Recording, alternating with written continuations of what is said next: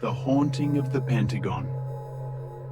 The Pentagon, a colossal symbol of American military might, is more than just an imposing structure.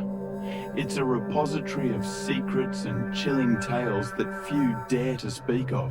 On a stormy night, investigative journalist David decided to visit the Pentagon to delve into a mysterious disappearance that had occurred years ago. A friend working for the Department of Defense had warned him of strange occurrences within the building.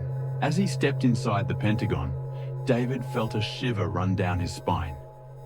The dark, silent corridors amplified his fear. He began his investigation by visiting the library, where classified military documents were stored. While searching for information, David heard a strange whisper. He turned around but saw no one.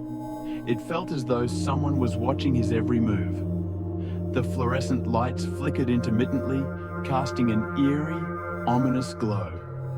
Suddenly, a book fell from the shelf. David picked it up and opened it. It was an old diary, detailing the terrifying experiences of an officer who had once worked at the Pentagon. In the diary, the officer wrote about mysterious footsteps echoing through the night, dark figures gliding through the corridors, and maniacal laughter emanating from abandoned rooms. David continued reading and grew increasingly horrified.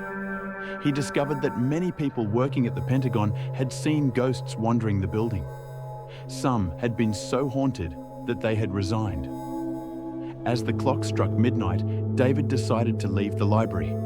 He wandered through the dark corridors, his heart pounding with fear. Just then, he heard a cry for help from a distance. Without hesitation, David ran towards the sound.